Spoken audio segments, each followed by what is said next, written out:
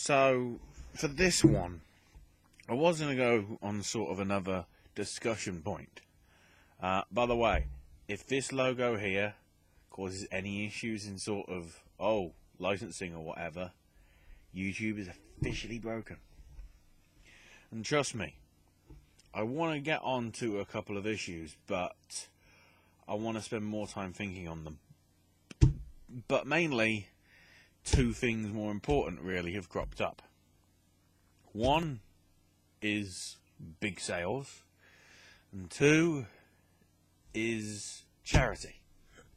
So, we'll start with the least needy of the two, the sales. GOG.com and Steam have been doing, or started this week, should I say, their big summer sales, even though technically summer doesn't start. I think summer ended at the end of May, technically. Or if you look at it, midsummer is obviously today, as this video goes up, so I don't know. All I do know is that these sales have taken quite a bit of my money already. But I do have an opinion on these, because the approach that GOG is doing it, which you can find at GOG.com, which I'll put in the link section below and everything,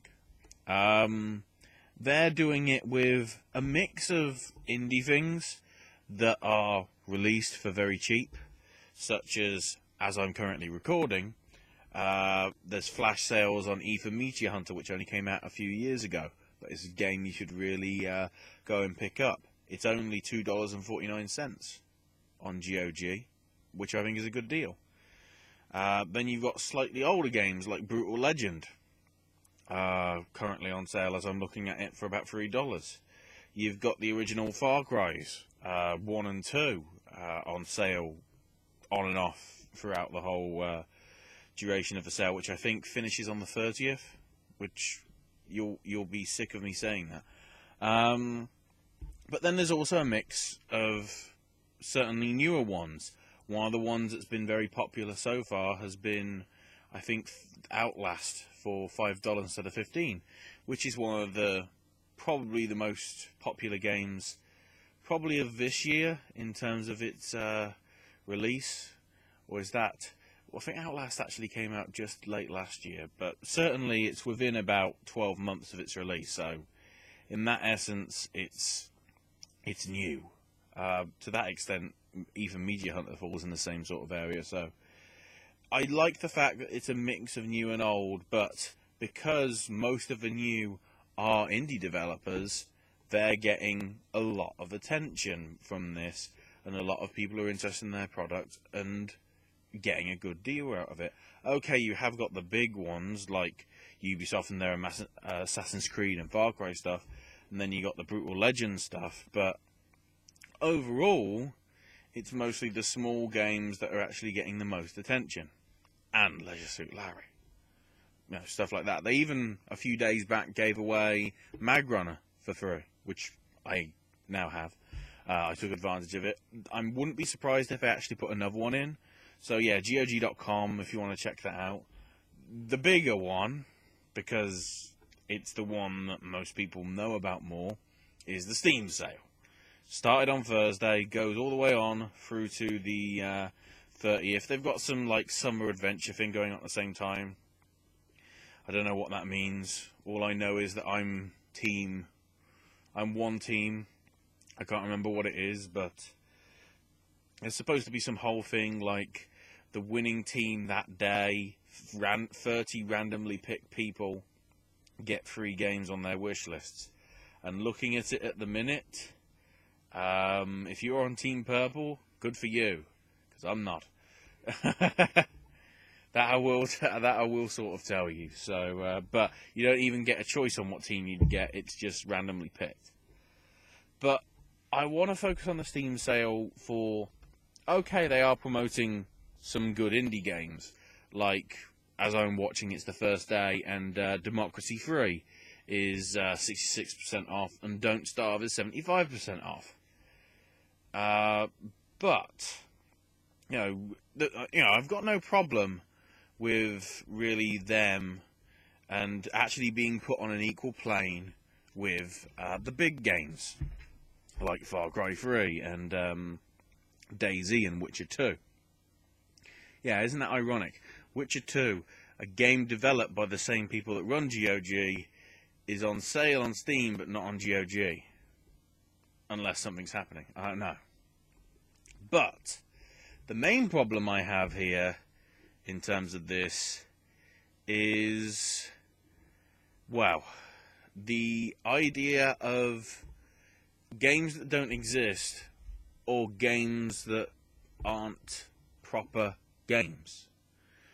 Reason I bring this up is because, well, firstly, even though, I believe this is a good deal, Dead Rising 3 is available for pre-order, as I'm looking, for 25% off, which is a pretty sweet deal. Actually, depending on when you see this video, you might actually still be able to get it. If it's, I'm trying to think, it will probably finish at 10 AM Pacific, so you might be able to get it by the time this is up. But why? I sort of like the fact that it's 25% off, but the problem is, why do you want to pre-order something? Because this is probably going into another topic altogether, but the whole idea of pre-orders, I think, after the fiasco that was Aliens Colonial Marines, I think pre-orders should realistically be non-existent for standard games. If it's a collector's edition, I sort of get it, because obviously you're getting additional stuff, like South Park Stick of Truth. You get a Cartman figure if you got that edition. You get physical things. If it's just digital content, what's really the point? Speaking of Aliens Colonial Marines, I actually got that on PlayStation 3 at my local retailer for £3 English, which is about, let's say, $5, brand new. The irony is, they've got the game pre-owned in there for $8. So yes, it's cheaper to get it new with DLC included than pre-owned with no DLC at all. Does that make sense? Of course it doesn't, but who cares? It's cheap. And, yeah, just pre-orders. There just isn't need for them, and I don't really see the point in pre-purchasing. It's the same thing as a pre-order, but it's just, leaves a bit of taste in my mouth. The other major issue is the other two games that I'm bringing up from the first day of sales, and that is Divinity Original Sin and DayZ. They have 20% off and 15% off respectively, which is nice for those people that want it. My only issue is, these are early access games. These are games that are not ready yet. I can get why people would want to be part of these games because they're popular and they're, highly sought after sort of thing. But the problem with these sort of games is these games aren't ready. The whole idea that these games have been released as part of early access is for them to basically try out the stuff, test it for bugs, test it for the problems, and try and hone it into the game that it should be. I don't think early access things should be so prominently pushed on the thing. I get the nice idea that it's a deal, don't get me wrong, but I just think, and I think the best way to describe this is to actually bring up DayZ itself. Its own comment box, in terms of its game description on its site, says this: warning, the game is early access alpha. Please do not purchase it unless you want to actively support development of the game and are prepared to handle with serious issues and possible interruptions of game functioning. That, I think, tells you everything, to be honest. Because that's what I think, and that's what I love about Dean Hall and the guys over at Bohemia Interactive that are developing this. They're being absolutely upfront and honest. They're saying, this isn't ready. If you're purchasing this as an early access thing, to think that it's ready, be, sort of appalled sort of deal. Now, don't get me wrong, early access is good. I know I got a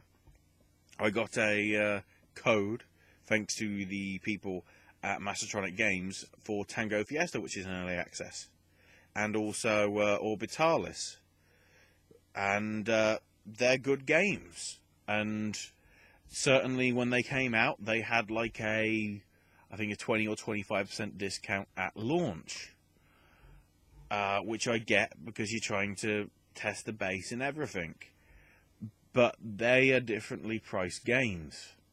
They're priced at about, I'd say about $10-ish in terms of their value. Orbitalis might be slightly cheaper, but certainly they're below the $10 barrier. Divinity Original Sin and DayZ are about $30 or $40. So that's the price of a real game. For that same, the original $40 for Divinity, you could pre-purchase Dead Rising 3. It's a bad comparison I'm making, but just looking at it as well, in terms of British currency, for the same price as, let's say, Divinity Original Sin, at just under £24, you can get, just doing a quick add up in my head, you can get Democracy 3, Rebellion, XCOM Enemy Unknown. You can pretty much get every other game as part of the Steam deals. Witcher 2, Far Cry 3, Sins of the Solar Empire, Rebellion, XCOM Enemy Unknown, Don't Starve, and Democracy 3. They are 6 complete games, and you can get that for the same price as one game that's in early access.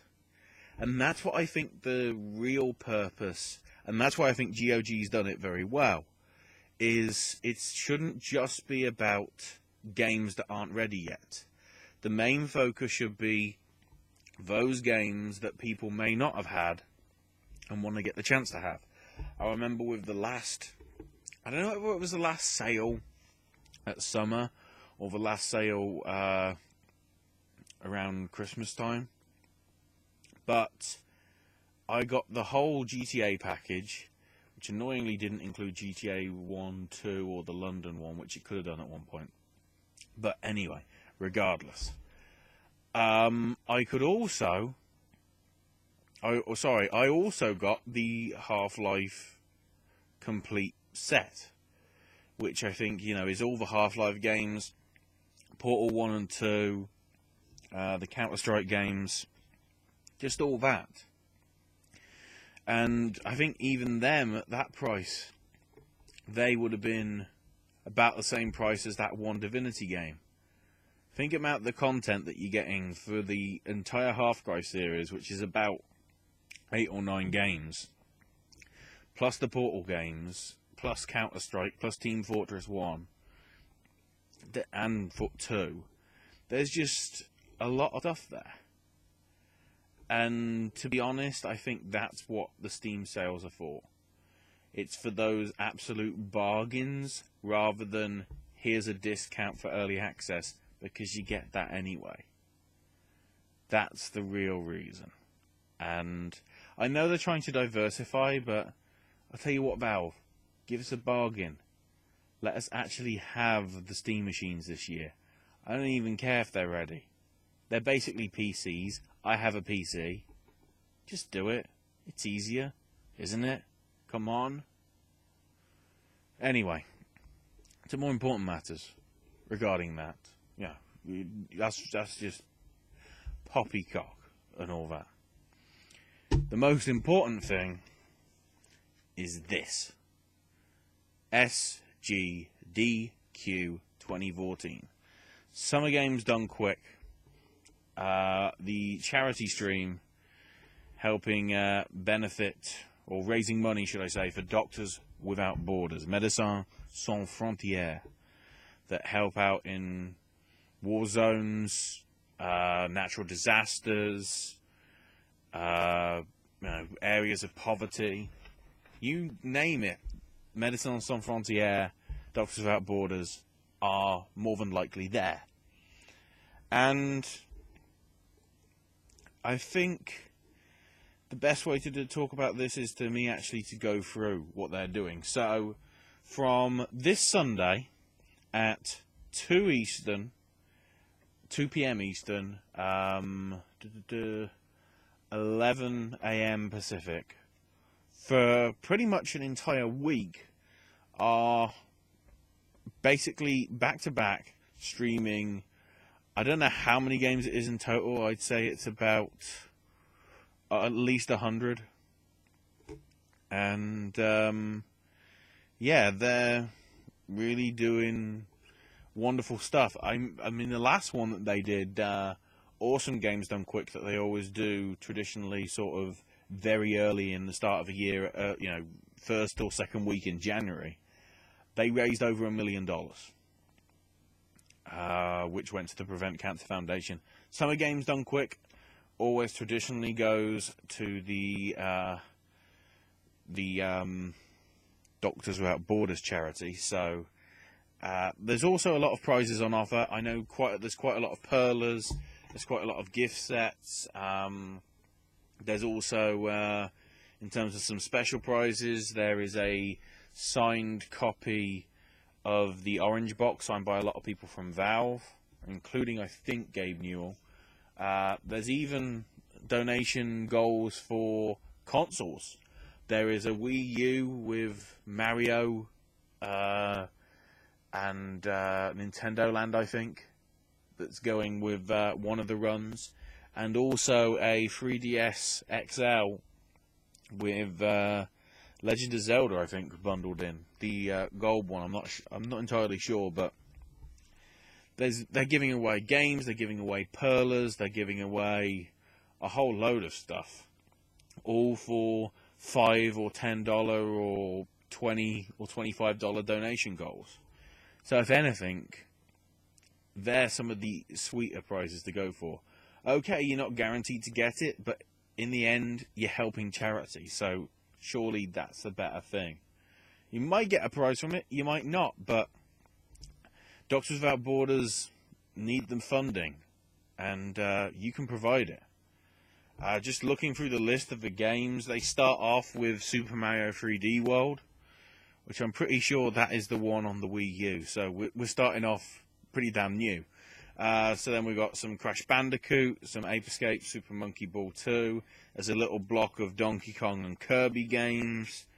There's a whole mix of some old, some new, some PC, some console. Just a great nice mix. We've got, alongside Amnesia, Machine for Pigs, we've got Chujan Sentai Jetman, which is basically Power Rangers.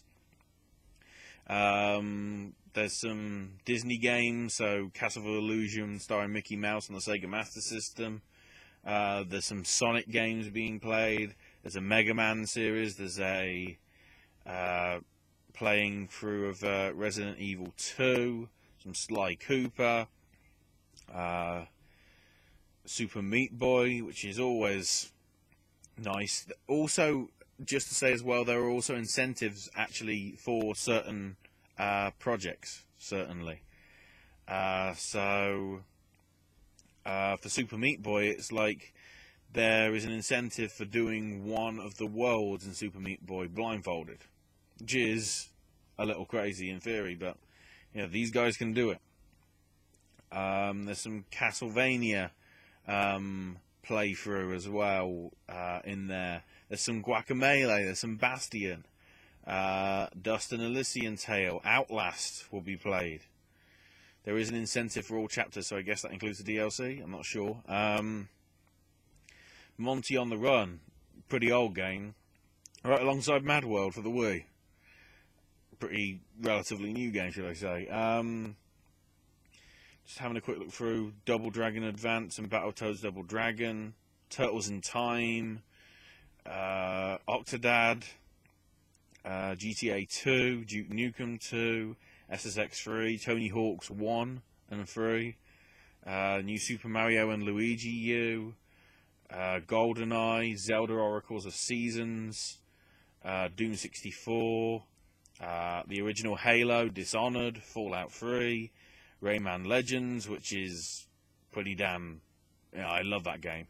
Skyward Sword for Zelda, Castlevania 1 and 3, Ultimate Doom. We're not even sort of already over to next Saturday yet. Super Mario 2 and 3. 2 is the US version anyway.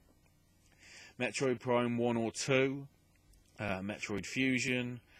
Super Mario Sunshine. Pokemon Red or Pokemon Gold. There's also an incentive for a glitched run for Pokemon Yellow. So there could be a whole load of Pokemon games. Mega Man 0, 2, X and X2. Half-Life 1 and 2 and Portal 1 and 2 back to back. Link to the Past, Link Between Worlds. Again, that's a game that's only just about 6 to 9 months old. Super Metroid, which is the iconic one always for the run, whether it's Awesome Games Done Quick or Summer Games Done Quick, where it's basically save the animals or kill the animals. Who knows what will happen this year? We shall see. And then they always end with a big one, and this year's big one is Final Fantasy VI, which will be, looks to be a solid 7.5 hour block. And then that'll all run through to practically exactly, give or take if everything goes on time, which, knowing streaming, it never does, should roughly take us to 2 o'clock Eastern. Oh, sorry, no, that'll be, trying to think, 1:40 my time is 8:40 Eastern, and then 5:40 in the morning for Pacific. So I'd say close to 7 full days. But, yeah. So, streaming straight for, trying to do the maths off the top of my head, 164 hours, I think it is. 120, 144, 168. I take it back. I can't do math. 168 hours. Solid. Of great games. Great speedruns as well, I will say that. And some great prizes. There's some... I can't even go through the list of prizes because as I'm recording, it's still being compiled. But if you want all the details, just go to gamesdonequick.com. The link will be in the bottom. From there, you can look at the FAQ to find out more about it if you haven't seen it before.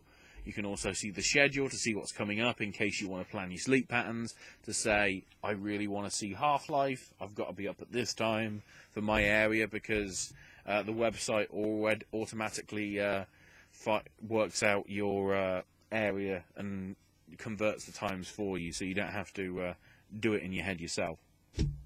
And yeah, spread the word. Hashtag SGDQ2014.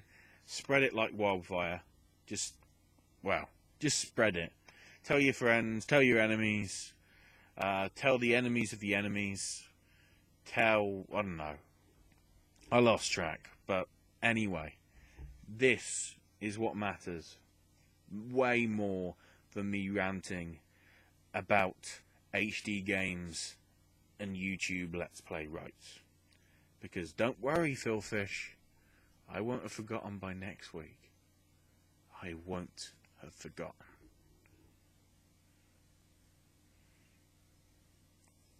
Oh wait, he copyright struck this video? Fish, you...